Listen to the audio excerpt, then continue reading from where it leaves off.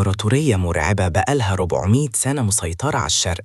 جيشها مش بس جنود مدربين، دول معاهم سلاح دمار شامل في الوقت ده، الفعل الضخمة اللي متغطية بالدروع وبتهرس أي حد يقف قدامها. وقائد مغرور زي رستم واقف بجيشه اللي بيوصل ل120 ألف مقاتل، فاكر إن شوية العرب اللي جايين من الصحراء دول هينتهوا في ساعة زمن. لكن المفاجأة كانت في القائد اللي واقف قصادهم، رجل مريض عنده خراج في جسمه لدرجة إنه مش قادر يركب خيله ولا حتى يقعد، لكن عقله كان أقوى من 100 ألف سيف.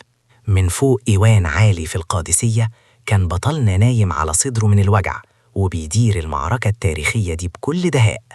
4 أيام من القتال المرير اللي التاريخ ما شافش زيه.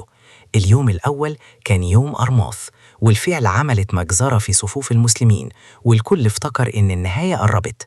لكن بطلنا بذكاء خارق بدأ يبعت الرسائل والخطط لرجاله في قلب المعركة، وأمرهم بقطع أحزمة الفيلة عشان الدروع تقع من عليها ويسهل ضربها. وفي اللحظة الحاسمة لما الغبار غطى الشمس والدم وصل للركب، بعت القعقاع ورجاله بخطة انتحارية خلت الفرس يلفوا حوالين نفسهم وقدروا يوصلوا لقلب جيش العدو. وفجأة صرخة النصر دوت في المكان لما طار راس رستم وسقطت راية الفرس، وانهارت أعظم إمبراطورية في الشرق قدام عزيمة رجل واحد كان بيدير المستحيل وهو في قمة تعبه.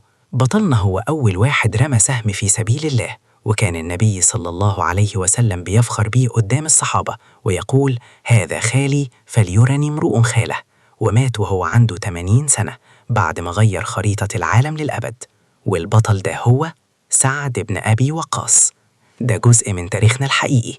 اشترك دلوقتي عشان تعرف باقي قصص الأبطال اللي غيروا العالم.